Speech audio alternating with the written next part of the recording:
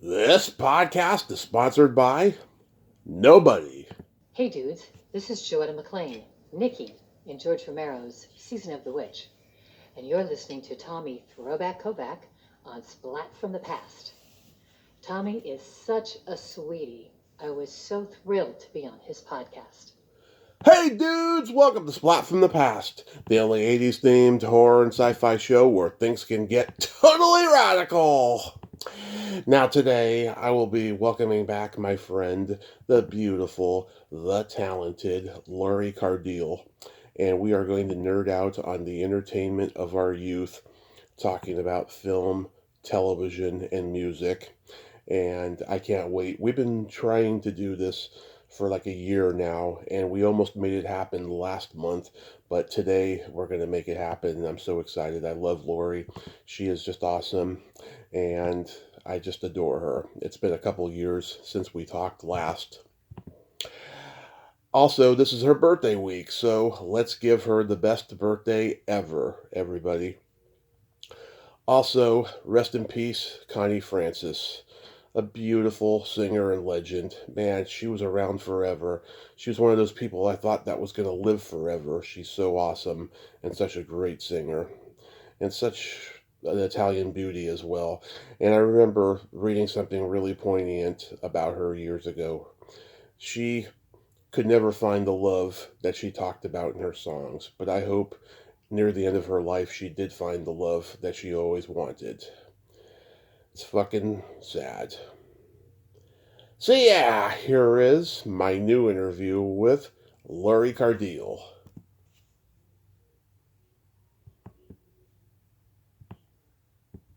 So, going back in time, do you remember the first movie that impacted you as a child? Oh, that's a good question. Yeah, that is a good question. Thank you.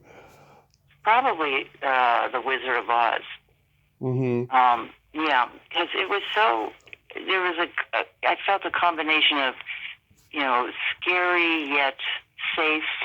There was something comforting about it, about going home, and a kind of a wistfulness of wanting to be at home, and yet it was a little disappointing to be at home because the fantasy land was so great. There's a bunch of different feelings in there that I could relate to as a kid, and visually it was just mesmerizing. And so it's always been one of my favorites. If it's on TV, I'll watch it. Oh yeah. Yeah, it's just so beautiful. Such a beautiful film, and I got to work with Margaret Hamilton. Oh really? On stage. I did Civic Light Opera in Pittsburgh when I graduated from Carnegie Mellon, and we did Oklahoma.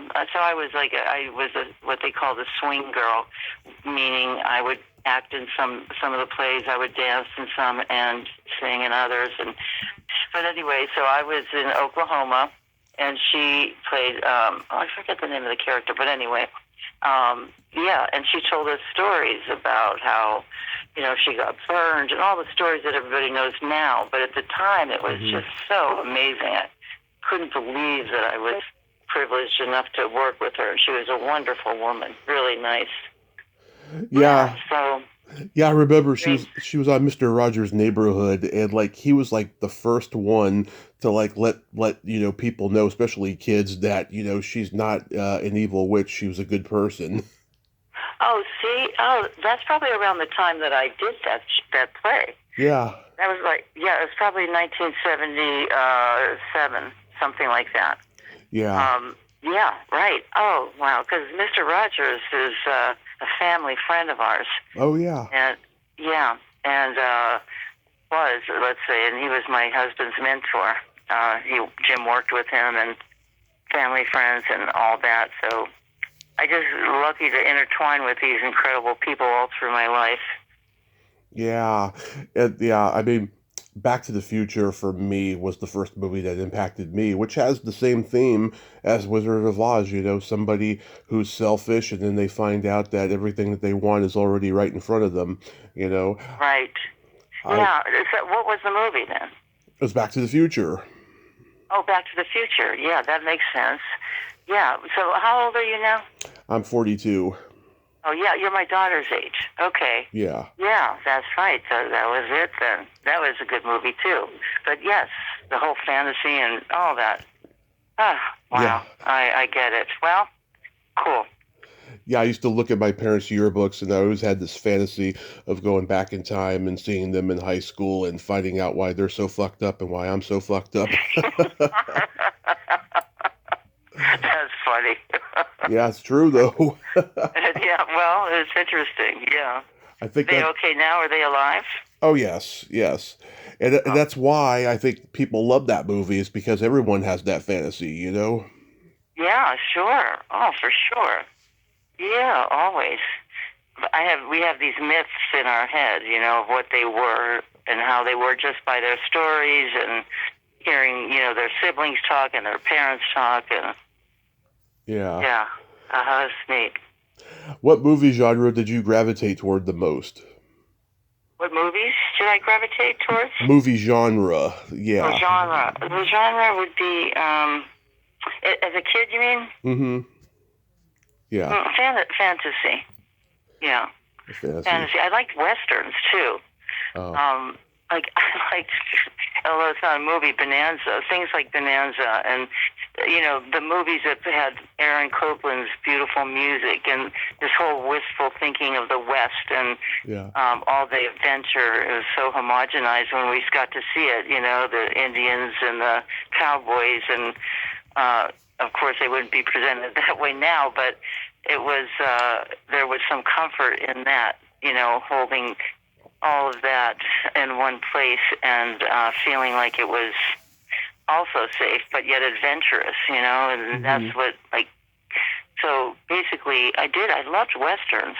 In fact, when they're on, I'll watch them on TV. Oh yeah. Old ones, and I like the old TV shows too. Yeah. Yeah, so TV was a big deal when I was a kid. Of course. More than film for me, at least where I grew up in Erie, Pennsylvania as a young kid. We didn't have access. We didn't go to the movies like a lot of kids did. TV was the center of the entertainment for us. So, but the good thing about The Wizard of Oz is it was on every year, once a year. Yep. On CBS. Yeah.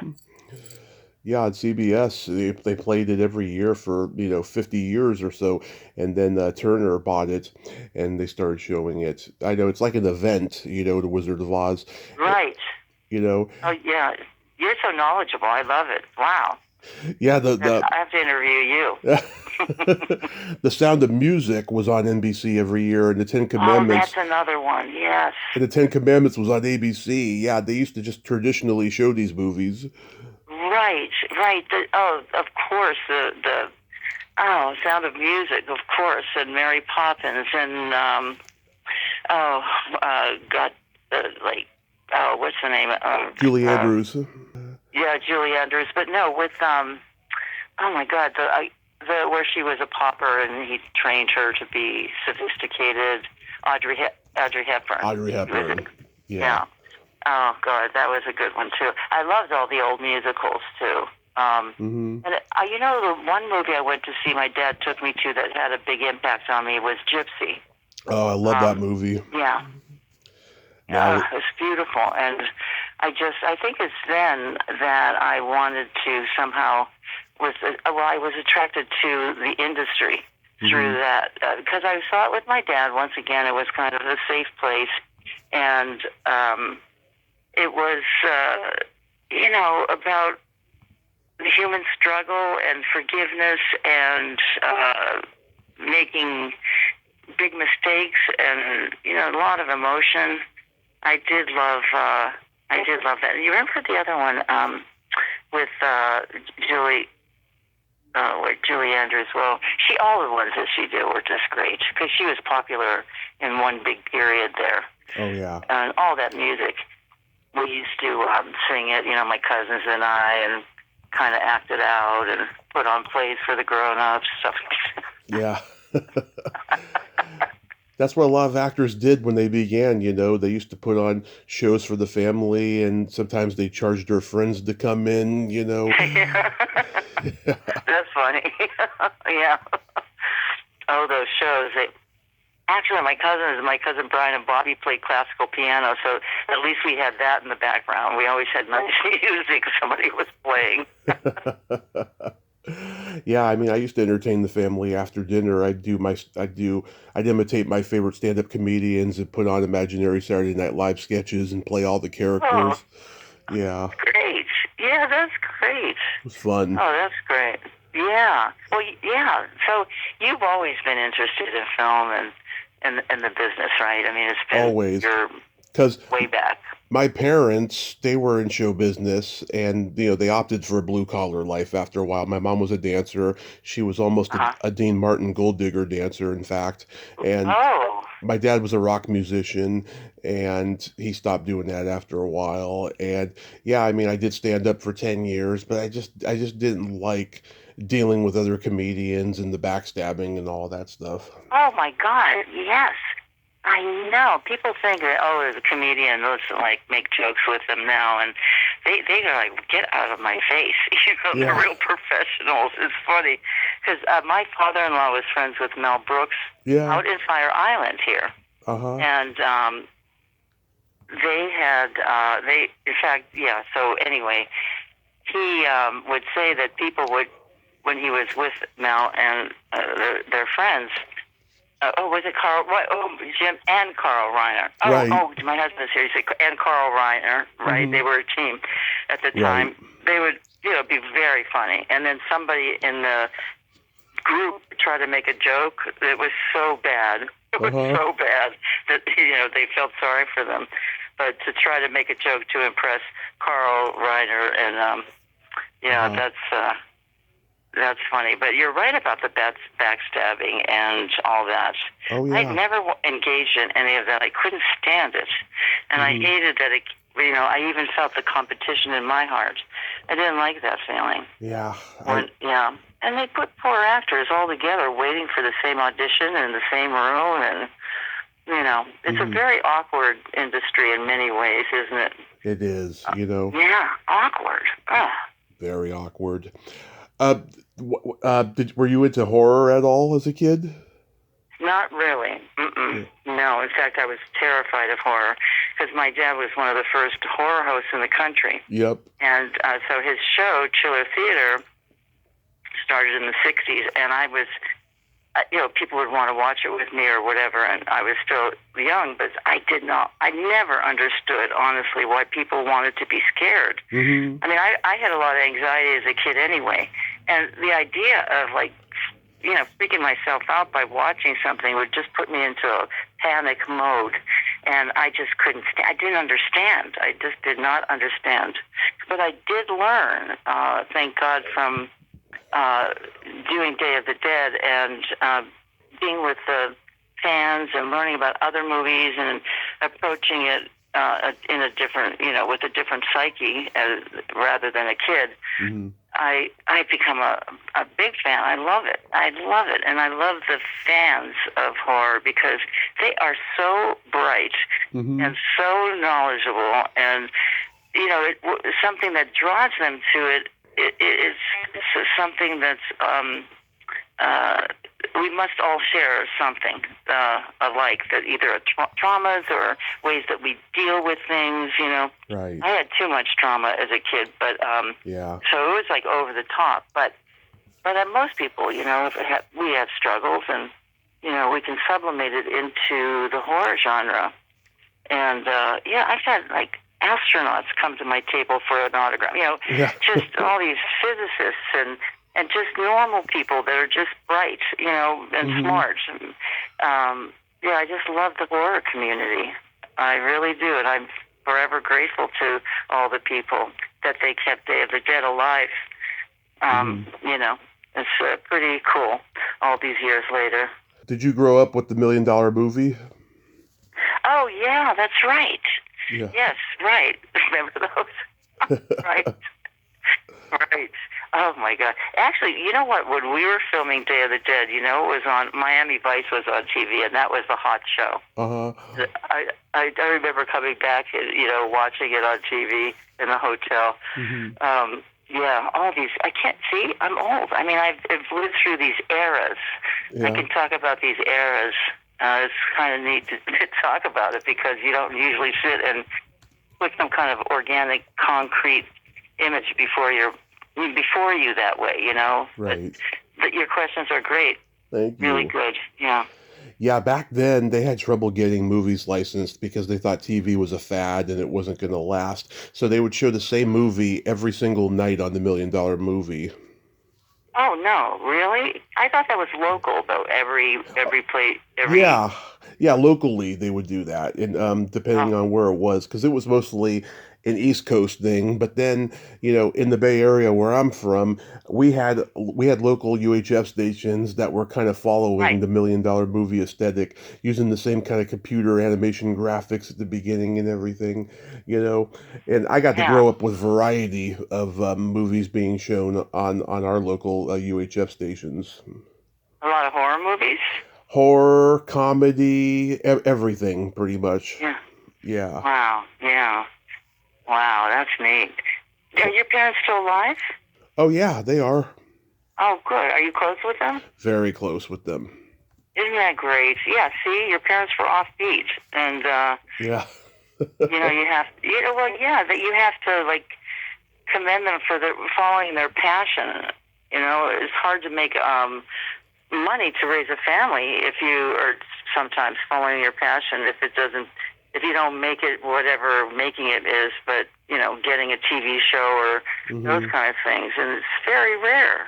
Really good, talented people don't get the chance, and people have to figure out what they're going to do to raise their family. But at least the impetus in their heart was to do something creative, and Yeah, and it's cool.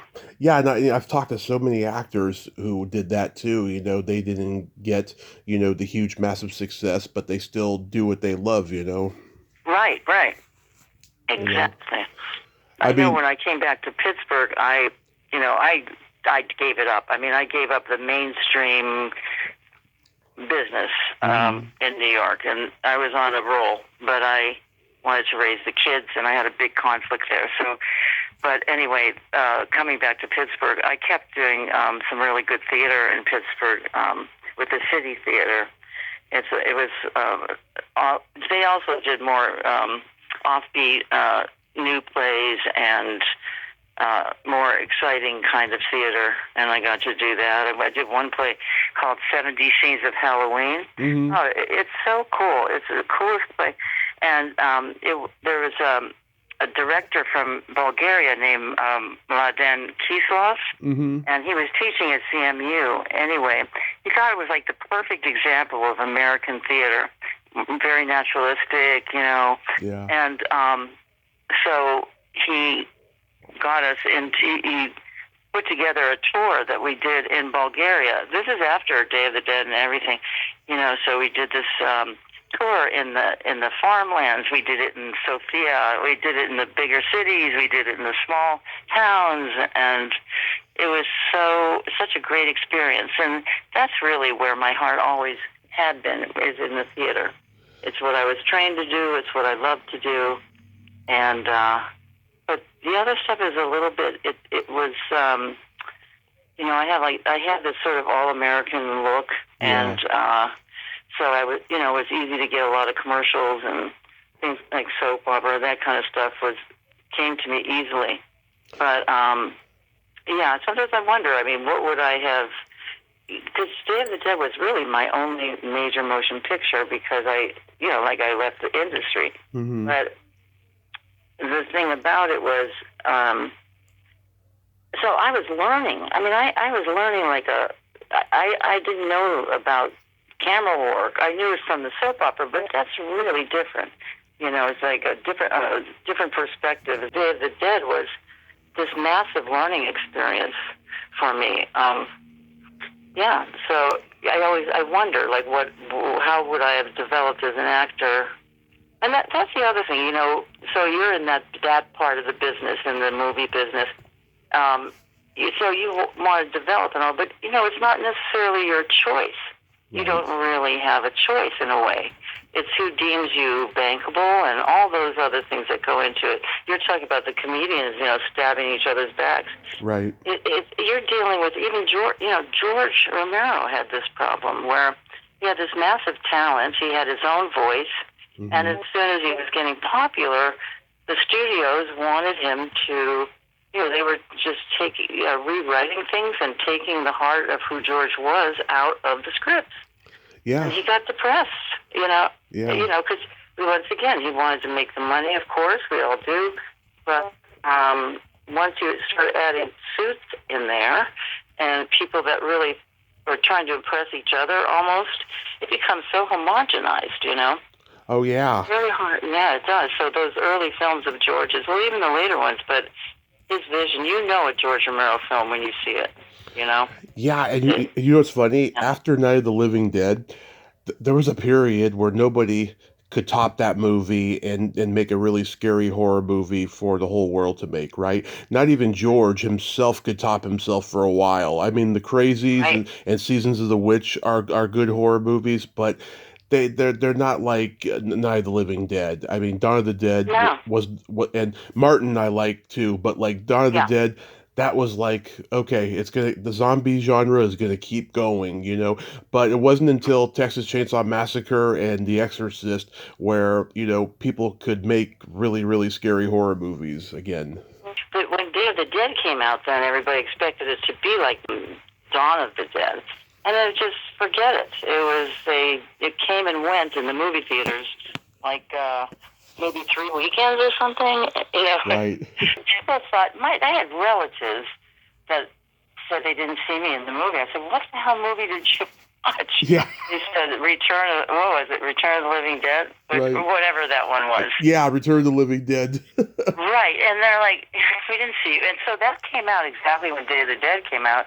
And that was funnier. And it was a more commercial and not as dire as Day of the Dead, right? So, yeah, we came and went, and it was George's favorite movie of the trilogy, and we knew we had something special. And, it was disappointing. What can I say? It was very disappointing. But look what's happened. 40 years, we're talking now, 40 years later, it's getting the credit that it deserves. And I'm so happy for all my friends and George's legacy. And I'm very honored that, I was in such a classic and got the experience that I did. All my friends in it, we're all theater actors. Yeah. All of us came from the stage. And George went to Carnegie Mellon, the school I went to, and studied there.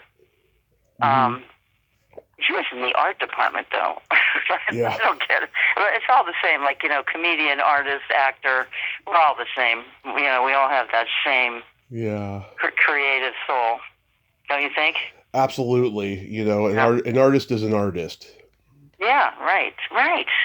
That's why after I didn't do the acting, I did the theater a little bit there, because it did fit in more with my, my kids and my husband and our family life. Once I did that, what were we talking about? Oh, geez. See, this is another thing about old age. About how much you love the theater. Yeah. So, and so most of the people in it, like Jarlath and Terry and Tim and, all of the actors, like Richard Liberty, we all came from, we all hadn't had a lot of experience with film. So we were learning so much, and and our communication was really deep and understanding of bringing certain things, hopefully, to the screen. And worked with George on that deep level of creativity and art. So you can imagine how disappointing it was. But I find like the better things, they just take time. The thing, not everything. My God, that's such a general statement. But the things that have a tremendous amount of quality and layers of message, Yeah. I think that those things they just take time. It's just the way it is. And now, did you hear that they're re-releasing Day of the Dead? I'm not surprised, but probably. Yeah, yeah. So I'm not sure the details, but I heard that they're re-releasing it. A lot of it's because it's so apropos to what's happening in our country, Hmm. and it's so relevant, and it shows how George was ahead of his time, always, always, right? Yeah. So that'll be interesting. Yeah, it'll be interesting. I know that Matt Clark did a screening for the movie recently. Oh yeah, I love. Don't get me going. I'm gonna start crying. Yeah. Yeah. Oh God, yeah. He was a great friend. Yeah. Were there any strong women in film that you looked up to? Oh, the older films. I Yeah. still watch Turner Classic Movies every night. Betty Davis. Hmm. But the complicated characters she would put together. Yeah. Just the classic actresses of that time. And I loved Diane Keaton at that time too. Yeah. Yeah, she was it was like the personality of her came through her parts, and I was fascinated by that and how she put the characters together. She was very present in her performances, Yeah. and you never thought she was acting. Absolutely. And I think that's the best thing. I mean, I got creamed by Siskel and Ebert. I got creamed. I'm thinking if they re-release it, oh my God, I don't want to hear. Yeah. But my part has gotten a lot of kudos for being the first strong female in the horror genre. And what I say is, hey guys, okay, I'll accept it, but we're all very experienced actors, just not in film. Right. Mhm. Did you have any movie crushes growing up? Oh God, yeah. Like talk about Bonanza. Yeah. Hot. Oh God, my dad used to call me his little Haas Cartwright when I was a kid.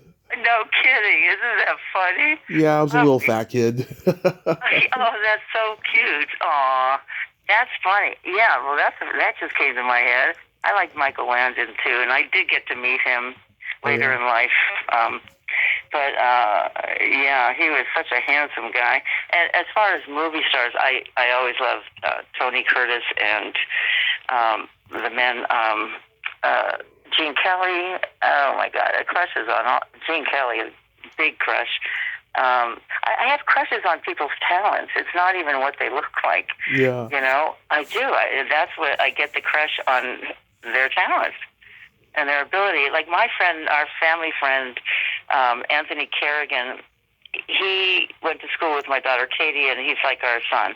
He went to Carnegie Mellon with her, and he was always at our house in Pittsburgh. And he ended up, going to New York and California, and he had beautiful mane of hair, beautiful, and he got alopecia.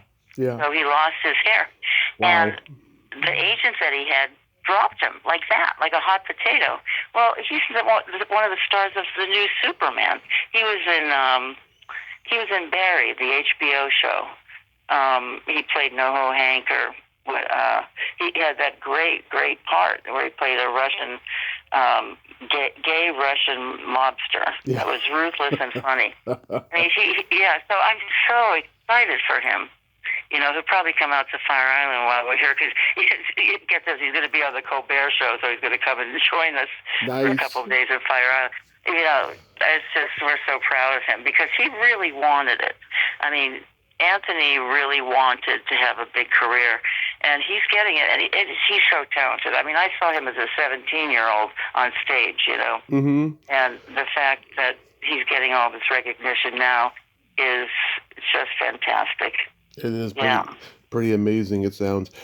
Yeah, I mean, Cary Grant and Natalie Wood were big crushes of mine. Natalie Wood, sure. Every 80s movie actress I've interviewed and become friends with, like yourself, lots of Thank people. You. Yeah, lots of people like that.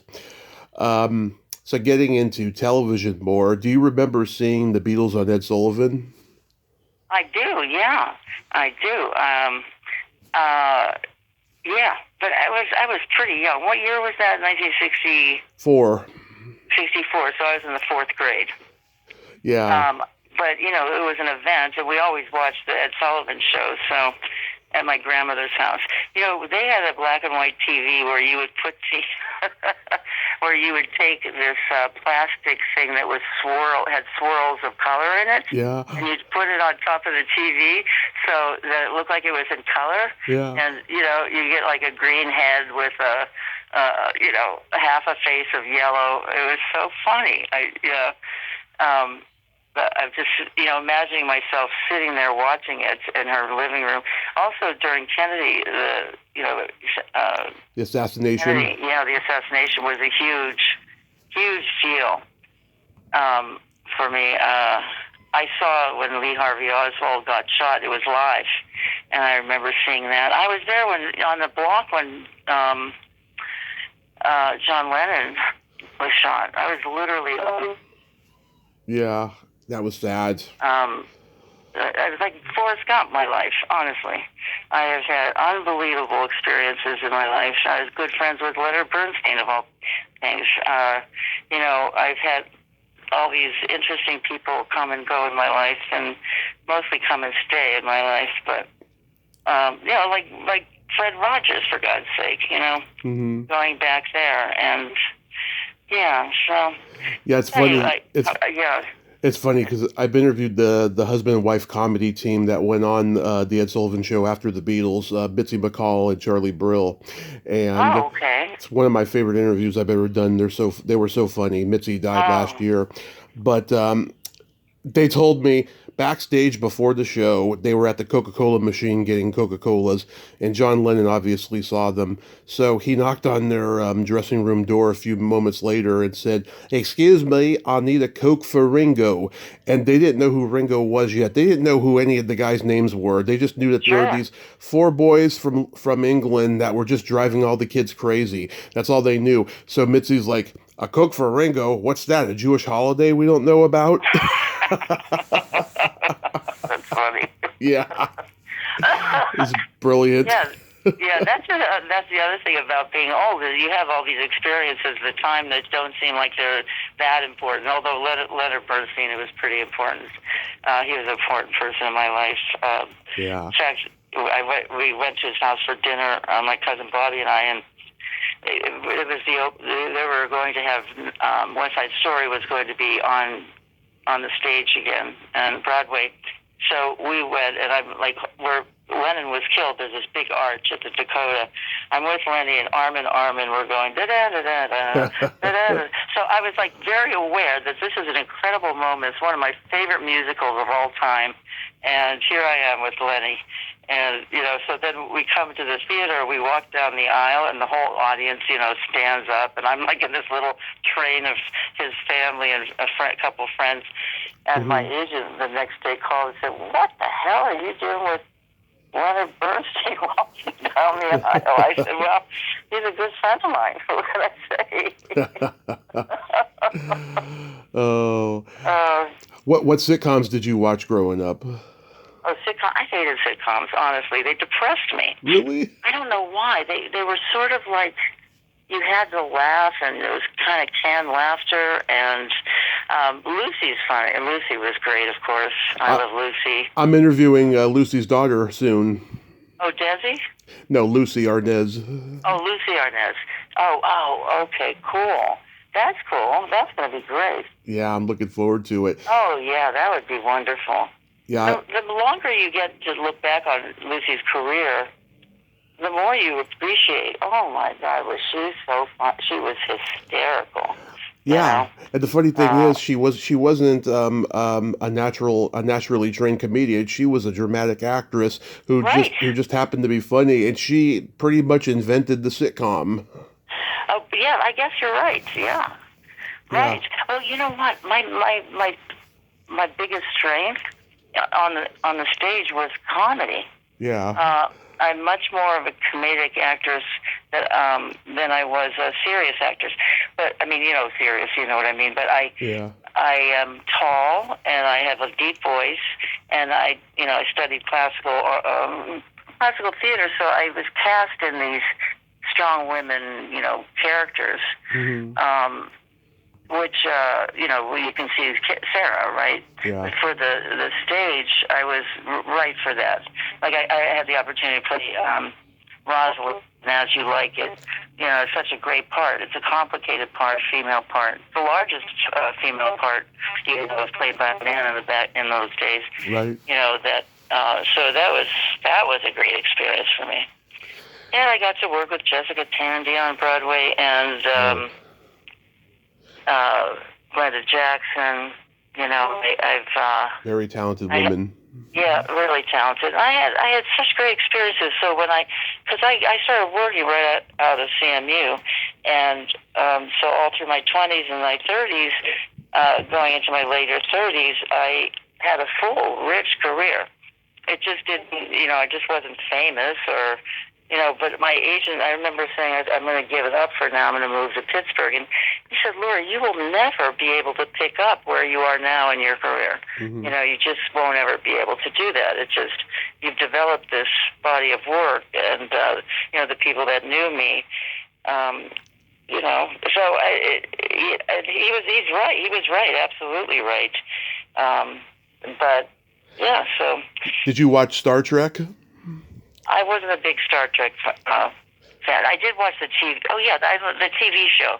Yeah. Yes, I did. Yeah, not the movies so much. That show broke the barriers for women showing their belly buttons on TV back then. Oh really? Oh. Yeah. There was an episode. Nichelle Nichols and Barbara Luna are showing theirs, and that took a lot for Gene Roddenberry to get that to go through censorship and what have you. And last month I was at the Hollywood show in Burbank, and I met Barbara Luna. I've interviewed her on the podcast. She let me touch her belly button during our picture. Oh, that's so funny. It was fantastic, Lori. It was a dream come true. Yeah. Good for her. Good for her.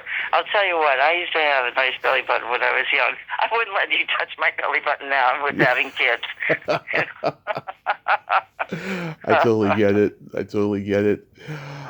Yeah. Did you watch like the crime shows like Perry Mason and the Untouchables and all of that? Yeah, I watch it now all the time on MeTV. I watch Perry Mason. Mm-hmm. He never loses. He never loses a case. I loved Hitchcock growing up. Also, as I got older, loved it. And like I said, Betty Davis and Audrey Hepburn. These were true movie stars. Big movie stars that I just still to this day learn about and watch their techniques and amazed at their talents. But that was such a different time, wasn't it? It was. You have a studio backing you. I'm sure it's many other kind of complications, such big ones. But, we were like, after we graduated, set out like to the wolves, go get a job, try to get a job in New York, try to find an agent and all those things. Yeah. But I was lucky that I kind of looked like the girl next door kind of thing. Yeah, I loved Dragnet, even though Jack Webb was a bit of a fascist. He was still there was something so cool about him in the way that he talked fast, Yeah, right. Do you watch those shows now, like on MeTV? Mm-hmm. Yeah, I love MeTV. Yeah, me too. Do you know I used to love. I'm embarrassed to say when I was really little, Lost in Space. Oh, I love Lost in Space. I interviewed Marta Kristen. Oh, did you? That's so cool. Yeah. Yeah. Wow. Yeah, so you're in LA. You can get all kinds of cool interviews there. Oh, no, I'm in Modesto. Oh, okay. Oh, do you like it? You love it there, huh? It's okay. I mean, it's close to the Bay Area where I'm from. I could go anytime I want to the Bay Area and see whoever's remaining over there. So many of my friends and family have left the Bay Area because it's so expensive. But, it's nice overall. Yeah. Oh, yeah. Well, we love the Bay Area. One time, as a family, we rented a houseboat in Sausalito. And we just had a great time. Yeah, it's a beautiful place, but it has really changed. So much has changed. Of course, it should. The That's tech the lifeboat, industry. but Yeah, but yeah, you can't afford to live there. the tech industry took over, and it's just it's not the Bay Area I grew up in, sadly. No, the Bay Area you grew up in was really cool. It was. Really cool. Yeah. Yeah, that's like the Upper West Side. I kind of grew up on the Upper West Side. When I moved to New York, I always lived there. Mm-hmm. And it was just a bunch of really talented, like, artists and actors and comedians lived up there because we could afford it. Yeah. And then they had, like, these really cool shops on Columbus Avenue, like little boutiques that somebody would own, like a little mom-and-pop boutique or, an artist boutique. And so then it became hip, like, to go to the West Side where the artists were, Right. And then after that, they kind of, what followed those people, the wealthy, would be the chains, because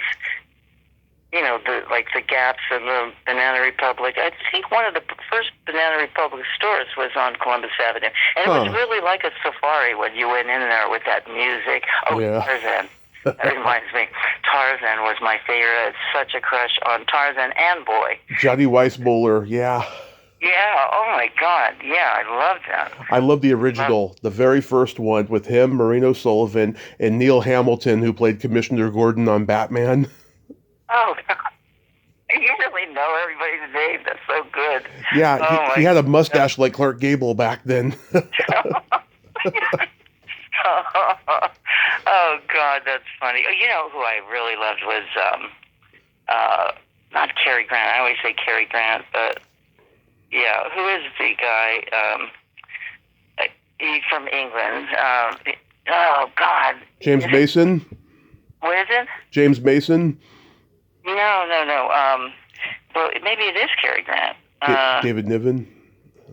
No, I think it is Cary Grant. Yeah, he was from England. He's gay.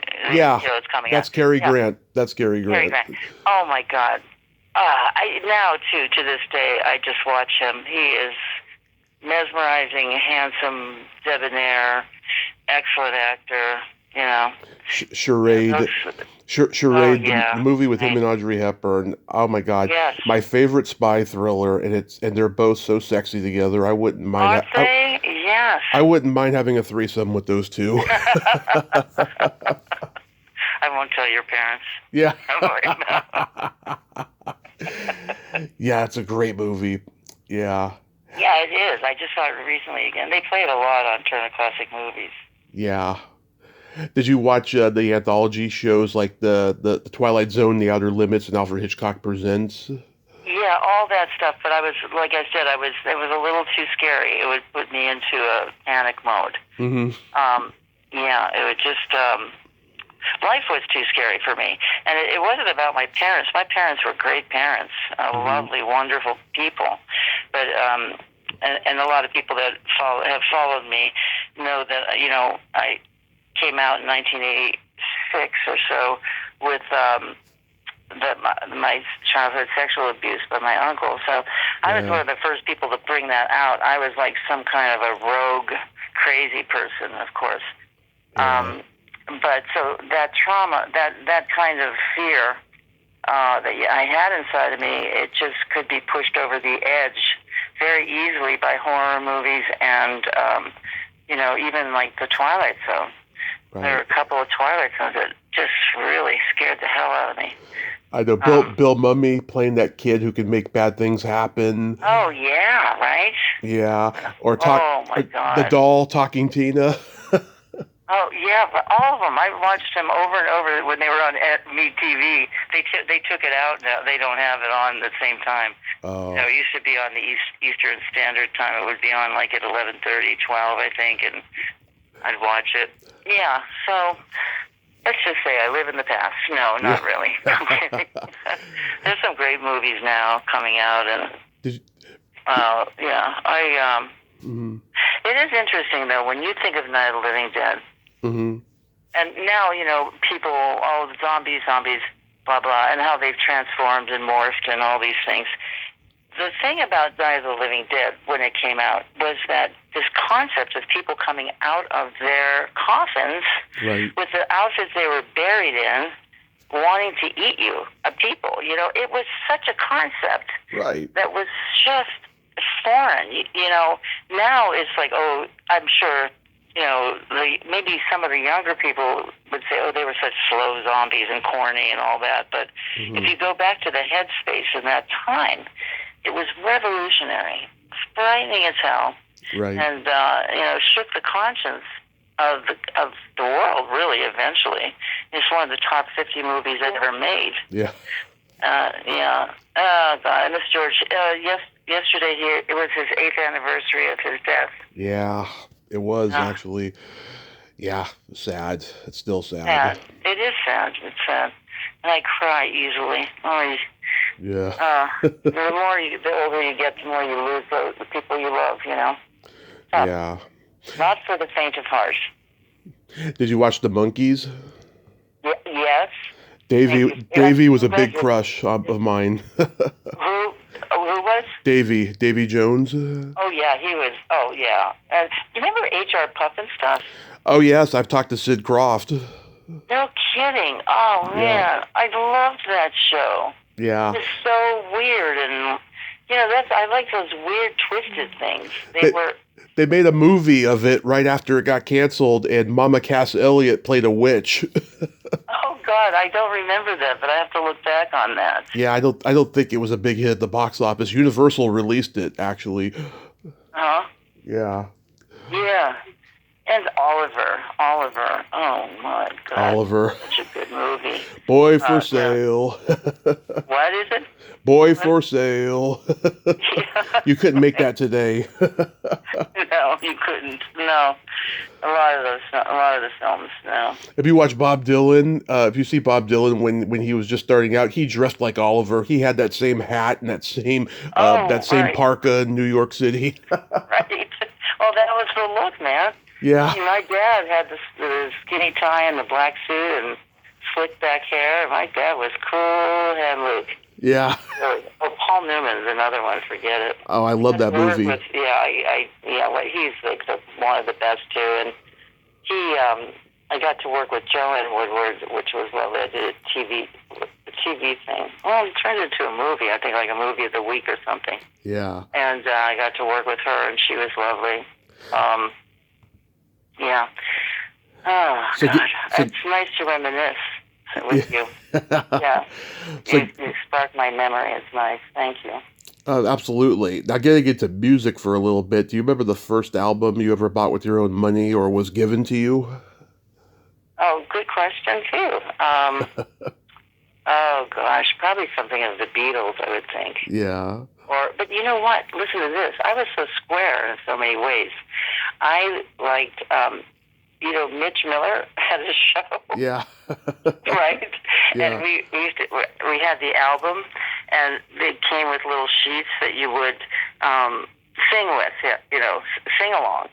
So my cousins and I, we would, put on Mitch Miller and sing Mitch Miller songs. And, oh my God, jeez. So, I had corny stuff. Yeah. I liked the comedian, the comedy albums of the time. Oh, yeah, like Alan Sherman. Yeah, right. All those guys. Yeah. Oh, yeah. We had Lily Tomlin's This Is a Recording. It's still funny, I'll tell you. Is it? Well, she's a genius woman. Yeah. When we were talking about being an artist, the thing for me has always been, once you're a creative person, it has to come out or you're going to be in trouble. And so I've always been a photographer and had shows and things, and that was something that I, was able to sublimate my vision of things through. Mm-hmm. I'm not necessarily the best technical photographer, but I can put together a body of work that is has more feeling than a beautiful photograph. Mm-hmm. Yeah. In fact, I wanted to make up all these pictures of Trump and like line the sidewalks in Pittsburgh with his face so people could walk on it. Now it's terrible, but I'm a fighter. I am a fighter. I'm like Sarah. I know. I will continue to fight, and come shoot me. I don't know. I just, what's happening is so sad. So sad. It is. Do you like Todd Rundgren? Oh, I loved him. I saw him live. Right? Was that your first one? No. I saw him in 2016. I was walking by the venue, and I knew the guy who was working there outside, and he asked me if I wanted to come in for free. I'm like, are you kidding? He's like, no, come on in. So I did, and I was like, oh, God, I was blown away. He is a showman, that guy. Todd Rundgren? Yeah. Doesn't he play every instrument in his songs? Sometimes on his albums, yes, but of course he can't do that on stage, so he's got a band. Yeah, right, of course. Yes, I love that you're bringing all these people up, because your taste is my taste. Because he's from Pittsburgh, so that's why I had to ask. He's from Pittsburgh? Or Philly, one of the two. Oh, well, yeah, same thing. That's what people think, but they're different, but love Philly, too. I got interviewed yesterday, because of the 40th anniversary. Of course, I'm getting asked to be interviewed. Yeah. And somebody, a wonderful, like you, wonderful interviewer, said, what is it about Pittsburgh that you love so much? Well, I started to answer it. I started to cry. That's how much it means to me. Oh. Yeah. It's everything. That's so wonderful. What was your first concert? I wasn't I didn't like big crowds. Okay. So I felt claustrophobic and frightened in them. I had like a little bit of a phobia. And I wasn't into drugs, like a lot of my friends in the theater, especially. I mean, it's everything. We're exposed to all kinds of wonderful people with very different tastes and extreme, behaviors. And, you learn how to just sort of accept everything and who people are by living in a world like that, I think. Yeah. But so I was, like I said, I was kind of a square peg, or whatever they say. Right, a square peg. Tried to go, I do a peg. Yeah, I was, Catholic schoolgirl. Mm-hmm.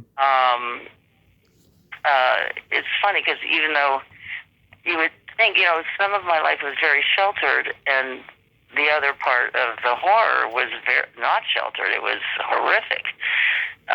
So I was pretty messed up. Mm-hmm. Messed up meaning I had a lot of scars from the past that needed to be dealt with. Right. Yeah. Right. And I was lucky to be able to get really great help during the time that I was dealing with all that. I was curious, like growing up, did you eat Philly cheesesteaks often?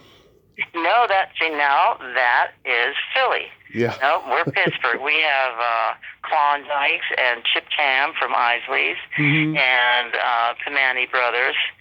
Get your facts straight about Pittsburgh.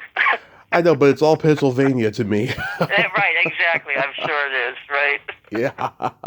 It's all those farmland. They always say it's, what is it, Philadelphia and Pittsburgh and Pennsylvania in between. Yeah. That's not very nice, but it's kind of funny. I'm sorry. It's so beautiful. The middle of Pennsylvania is absolutely gorgeous. There's a lot of heritage there with the Mennonites and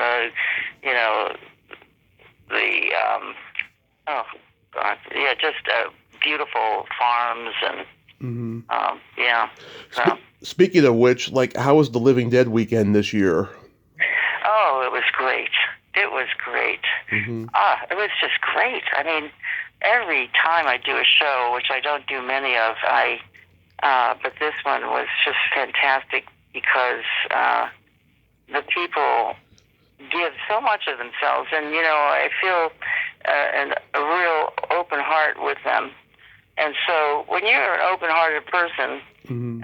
Which can be a detriment in some ways because I trusted people, I do trust people, but I can always see the bottom line in somebody, no matter how shitty they are. Mm-hmm. I can see the bottom suffering in them somehow, or feel it or something. So I have like this ability or this compassion for people who have suffered, and not only that, but even like the horror folks, there's something different about them, and so we are able to connect on a very deep level. So when I meet each person, it's very profound for me, and hopefully for them too.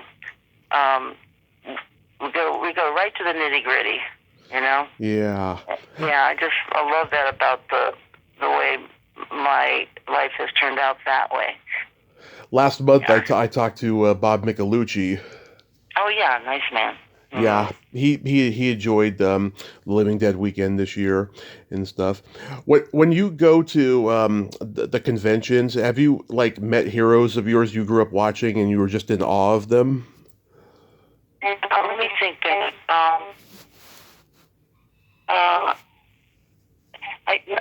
Not that I remember that I loved certain people that I saw there. One was Larry Storch. You took him from. Oh yeah. He was Underdog, right? What was he? Underdog. Oh, Underdog. And he was in F Troop. Yeah, F Troop. Right. That's the other one I liked. That one. Yeah, I just didn't like the studio. The studio comedies. Yeah. I didn't like those as much but F Troop was shot on film, I think. Right. I could see the difference early on. I like things that were done on film rather than videotape. Anyway, I'm trying to think. The man, the Japanese actor that was the suit actor of the first Godzilla.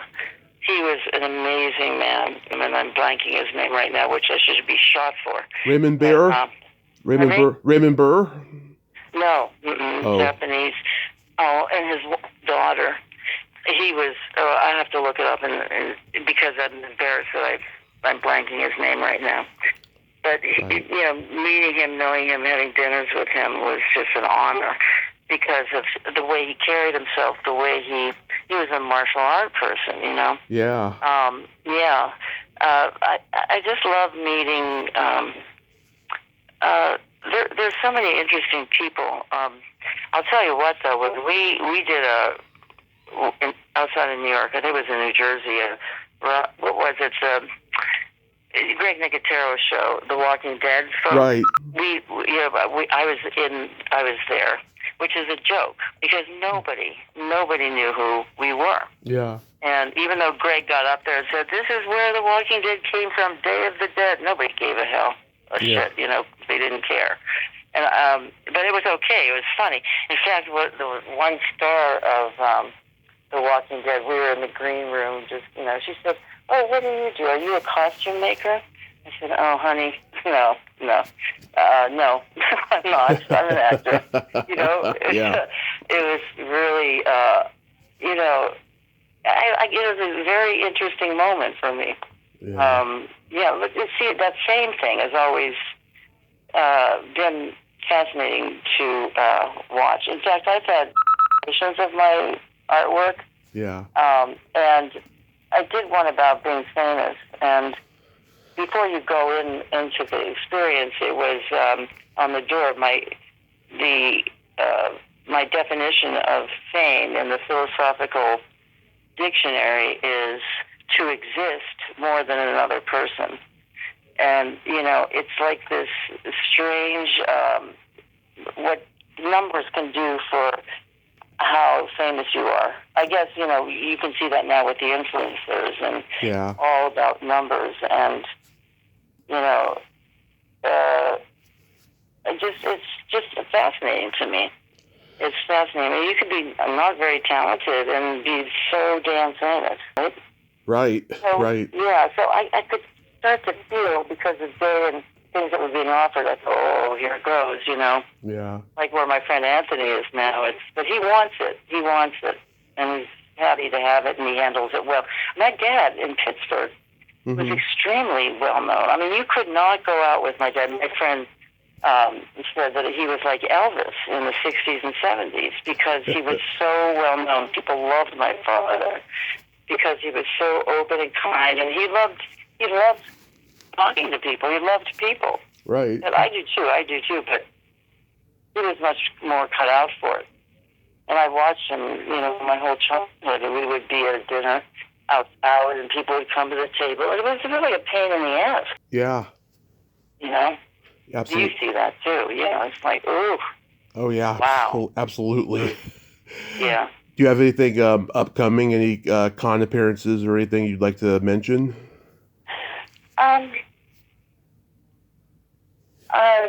No, but I did. Like I said, I heard that Day of the Dead is being re-released, and I'm excited about that. And I want to find out more about that because that could be a real interesting thing to talk about, in lectures and things. I have been talking. I have given lectures about the mind of somebody that had to go through remembering past abuse and how the mind works, So Yeah. I wrote a book about that, and it's kind of a mission. And when somebody asks me to speak, I do. Psychological level, I'll give a lecture. Right. And but upcoming, quite honestly, I am dealing with a kind of chronic cancer, so I'm in chemo right now. Oh my God. I have multiple myeloma, which is not a good thing to have, but there's such advancements now. Yeah. In it, thank God.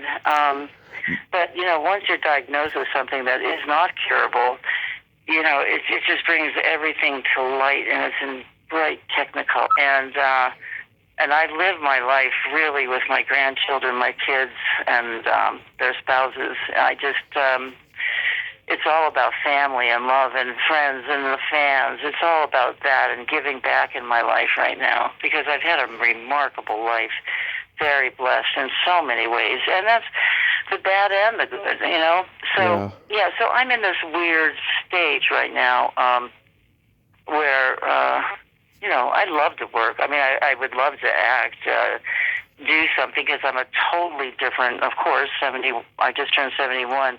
Yeah. And so there's talk about doing more work on Day of the Dead as the characters at my age, what would have happened to them. So there's always talk about doing that film.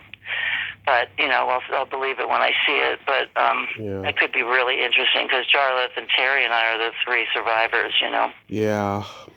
So we'll see. My I'm dealing with this physical thing right now, which is not so bad. It's not so bad. Chemo's rough, and everybody knows that. Yeah. My mom's 71, and last time you and I talked, she had been in the hospital for taking a fall. Well, she fell again back in May. No. Her heartbeats went from 10 to 2. Her blood pressure had dropped during the night when she was getting up to go pee, and she just fell and broke her foot. And now she's recovering from it, and she's got heart surgery in September.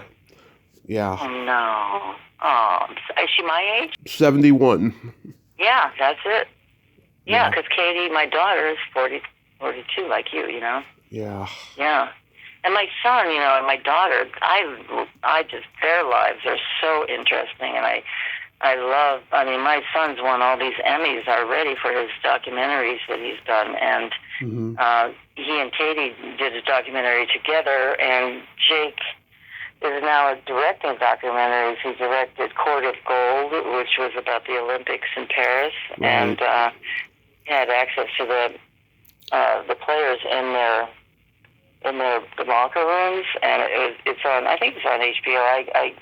It may be Netflix, but he has stuff all over the TV, all over. And Katie, she is truly a Renaissance woman. My daughter is an amazing artist. She's written screenplays that have been optioned. Yeah. And she's an actress. Doesn't like acting as much as I did, but she just did a commercial with Kevin Hart. So yeah, I see her Instagram posts where she's like mooning the camera. Oh yeah, Katie is a provocateur. That is for sure. I said, Kate, does it bother you that you put yourself out there like that? I mean, it's okay that you do whatever. It's your life and all that. But Yeah. she said, Mom, I think it's funny. I do it because I think it's funny. Yeah. And it's not meant to titillate as much as it's funny. And she is funny. She is very funny. Oh my God. I should reach out to her. I think we'd get along just great. I bet you would. I bet you would. Let me know when you're on the East Coast. Yeah, that would be fantastic. Lori, I love you so much. Thank you so much for nerding out with me today. And it's been great talking to you. And I'm sorry about all the mix-up trying to get to you and all that. I was dealing with this stuff, this physical stuff, so. Yeah, no, I totally get it. I just hope, you'll be okay. And I hope you have a great summer and be safe out there. Oh, Tommy, you too. It's so good to talk to you. And thank you for such an interesting interview. I really appreciate it. Thank you so much. Yeah, I appreciate it. Thank you, honey. Really. God bless you. And tell your mom that I'll be lighting candles for her. Yeah, absolutely. What's her first name? Her name is Donna. And when is her surgery? Like, I think the first week of September or something. Okay. Well, keep in touch with me. Let me know how it goes, okay? Absolutely, I will. And thanks to all the fans out there of Day of the Dead and George Romero. We had a wonderful time making it. I don't regret one thing that I've done in my life as far as where I am now. All the things that happened. Very rich, full life, and I'm very grateful. Say lovey. Thank you. I love you too, Tony. Love you too.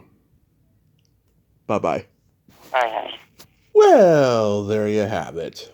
Lori Cardille. Ain't she a sweetheart? Oh, my God. It's never easy getting news like that when someone has cancer. It's not. It's really disheartening and it's heartbreaking, especially since, Lori and I have done 4 podcast episodes over the years. And she was one of my earliest ones back in 2017.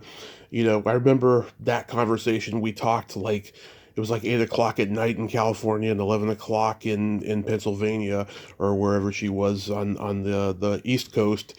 And we just instantly bonded, and I didn't have her back on for the longest time only because I couldn't think of anything for us to talk about, but nevertheless, getting that information is really sad and disheartening, but I friggin' love her, and I think that she's going to triumph over the evil that is cancer, and all the fans out there love her, and I love her, and that's all that matters at this point.